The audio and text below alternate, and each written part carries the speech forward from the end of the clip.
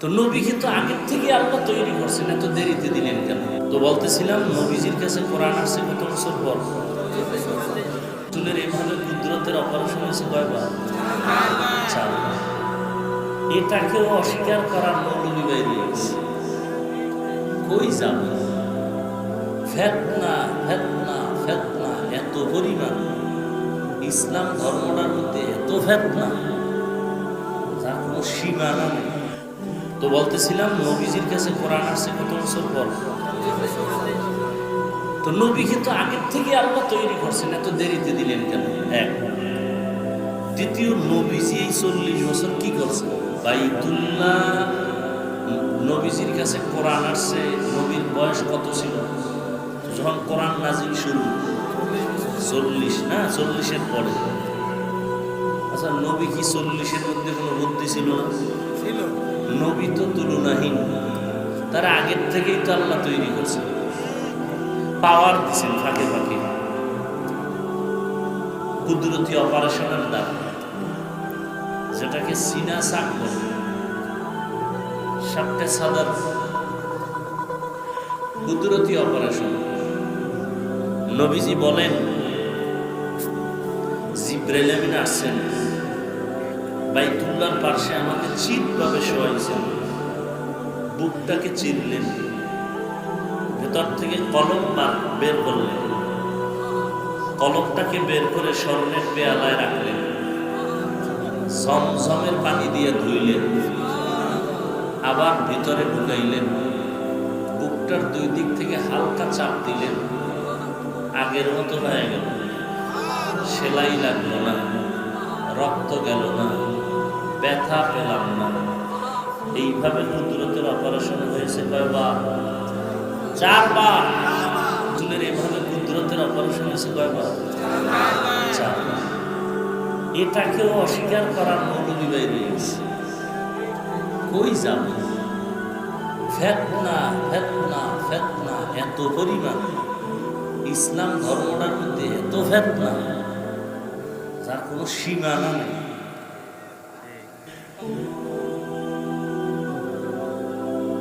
একটা টুপি নিয়ে দলদল, সালাম দিলেও নেয় না, নিজেও দেয়, বিষয় কি কাজ করবে? বাস এই টুপির কারণে আমি আলাদা হয়ে গেছি। হায় হায়। তো বলতেছিলাম নবীজির কাছে কোরআন আসছে কত বছর পর। তো নবীকে তো আগের থেকে আল্লাহ তৈরি করছেন, এত দেরিতে দিলেন কেন? এক। দ্বিতীয়, নবীজি এই 40 বছর কি করছেন? নামাজের দাওয়াত দেয় না, রোজার কথা বলে না, কালেমার কথা বলে না, যাকাতের কথা বলে না, তো করলেন কি? খুব খেয়াল করবেন, নবীজি এই দীর্ঘ 40 বছর বাইতুল্লাহর একটু দূরে হেরা পাহাড়, ওখানে যাইয়া ওই পাহাড় বেয়ে উপরে উঠে আবার নিচে নেমে একটা গর্ত আছে, ওখানে বসে বসে আল্লাহর ধ্যান করতেন।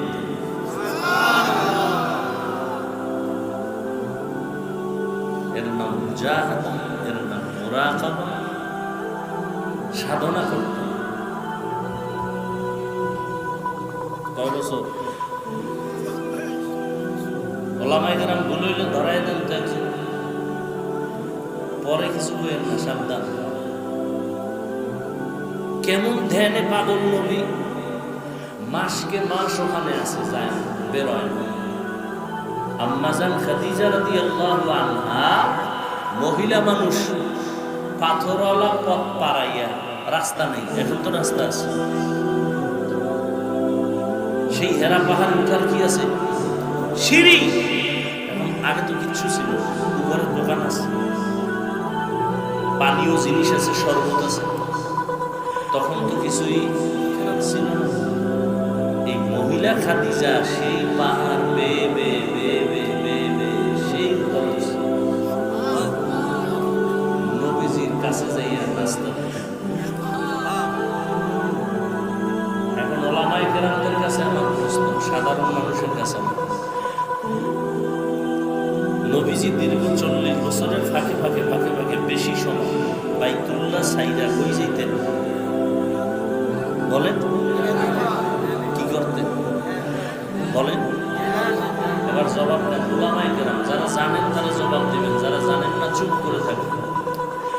বাইতুল্লাহর দাম বেশি না হেরা পাহাড়ের দাম বেশি? যারা পারেন না চুপ থাকবেন, যারা পারেন তারা জবাব দেন। দাম কি হেরা পাহাড়ের বেশি না বাইতুল্লাহ?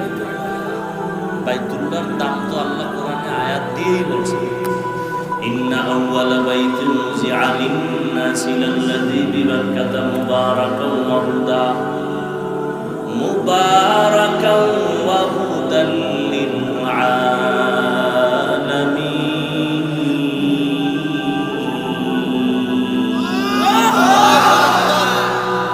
এরা পাহাড় দামি না বাইতুল্লাহ? এইবার কথা, মূল প্রশ্ন, বাইতুল্লাহ তো এত দামি যার কোনো তুলনা। সেই বাইতুল্লাহ ছেড়ে আমার রাসূল হেরা পাহাড়ে গিয়া সময় কাটালেন কেন? এর প্রশ্ন বুঝেন? এত দামি বাইতুল্লাহ, সেই বাইতুল্লাহ ছেড়ে রাসূল দীর্ঘ টাইম হেরা পাহাড়ের চূড়ায় উঠে সময় কাটালেন কেন? এই প্রশ্নের জবাব আমার দেশের মৌলভীরা যদি জানত, কোনদিন পীর আউলিয়ার খানেকার বিরুদ্ধে কথা বলত না। নবীজির হাদিস আছে, ও সাহাবায়ে কেরাম, তোমরা যখন হাঁটো কোনো জায়গা দিয়া, তখন জান্নাতি বাগান পাইলে বইও, আর বইয়া জান্নাতের ফল খাইব। সাহাবায়ে কেরাম বলছে, রিয়াজুল জান্নাত কি? জান্নাতের বাগান কি? আল্লাহ যেখানে গুণগান করা হয়, জিকির করা হয়, ওই মজলিসগুলো আহলে হক উলামাদের মজলিস, এটি বেহেশতের বাগান। আর ওখানে বসে ফল খাইব। ফল কি? সুবহানাল্লাহ, আলহামদুলিল্লাহ, আল্লাহু আকবার, লা ইলাহা ইল্লাল্লাহ।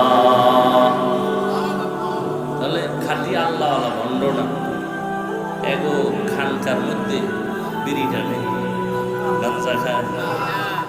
হ্যাঁ, কি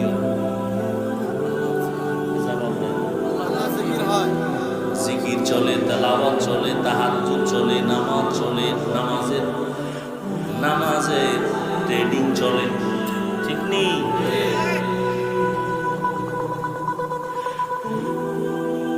আর সেই খানেকার বিরুদ্ধে ফতোয়া, ওলিয়া উলিয়ার বিরুদ্ধে ফতোয়া।